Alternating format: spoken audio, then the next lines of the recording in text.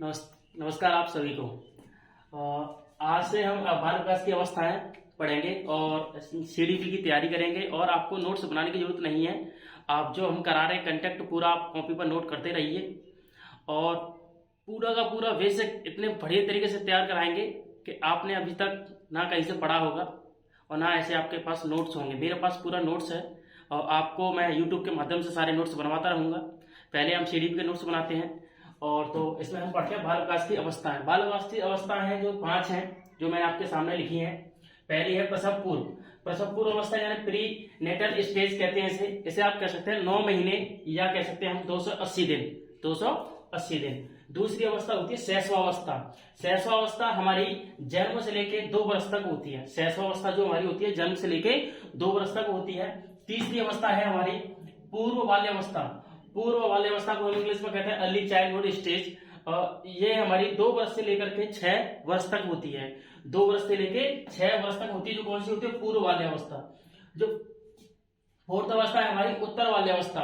उत्तर बाल्यावस्था को हम कहते हैं लेटर चाइल्डहुड। ये हमारी 6 वर्ष से लेकर के 12 वर्ष तक की अवस्था यानी 12 वर्ष तक का जो लड़का होता है हमारा किसमें जाता है? उत्तर बाल्यावस्था में जाता है। जो 5वीं हमारी होती है इसे हम कहते हैं किशोरावस्था। कौन सी अवस्था कहते हैं? किशोरावस्था, एडोलेसेंस। यानी इसका मतलब है 12 से लेकर के 18 वर्ष तक के बच्चा जो 12 से लेकर 18 वर्ष तक का होता है उसे हम कहते हैं किशोरावस्था। उसे कौन सी अवस्था कहते हैं? किशोरावस्था। अब इनके बारे में हम जानेंगे, इसके बारे में डिटेल पूरी, अब इसके बारे में पूरी डिटेल, अब इनके बारे में डिटेल पढ़ते हैं तो वेट करिए बस।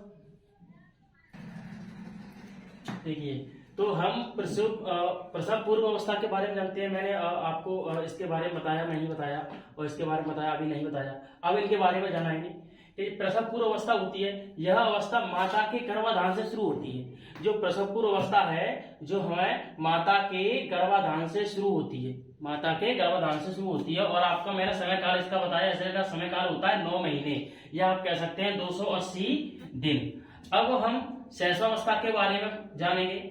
शैशवावस्था 0 से लेके यानी कह सकते हैं हम जन्म से लेके 2 वर्ष तक इसका समय काल होता है।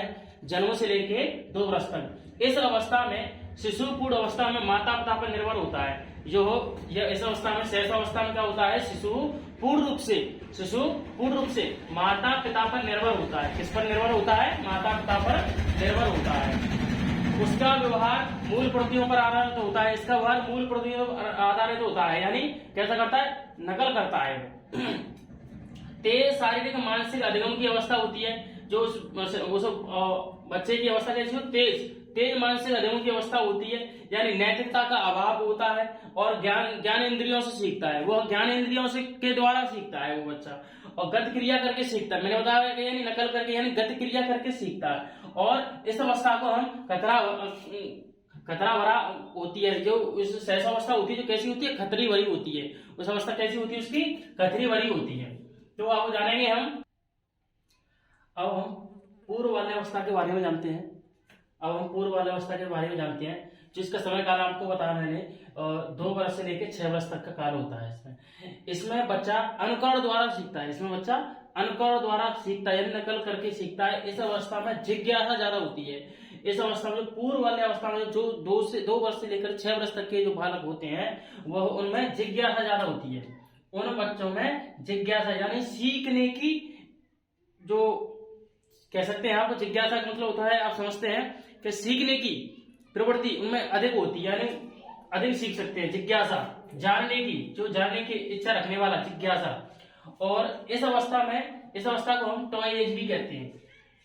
इस अवस्था को हम टॉय एज भी कहते हैं। यह भाषा अर्जन करने की संवेदनशील चरण है। इस अवस्था को हम क्या कहते हैं? भाषा अर्जन करने के लिए इसमें कई भाषा सीख सकता है। इस अवस्था में बालक कई भाषाएं सीख सकता है। संवेदनशील चरण भी कह सकते हैं। इस अवस्था में बच्चा कल्पनाशील वाले गेम्स में एक्टिव रूप से भाग लेता है। जो उसका मन लगता है उसमें एक्टिव रूप से भाग लेता है बालक। और 4th चरण है हमारा बाल व्यवस्था। यानी बाल व्यवस्था जो है इसका समय काल है 6 वर्ष से लेकर के 12 वर्ष तक। 6 वर्ष से लेकर 12 वर्ष तक इसे तार्किक चिंतन की अवस्था कहा जाता है। इसे तार्किक चिंतन की अवस्था कहा जाता है। इसे आरंभिक स्कूल की एज भी कहते हैं, इसे आरंभिक स्कूल की एज भी कह सकते हैं। आप कॉपी और पेन लेकर के बैठें और आप इसे वन लाइनर की तरीके से नोट करते रहें और आप लर्न करें।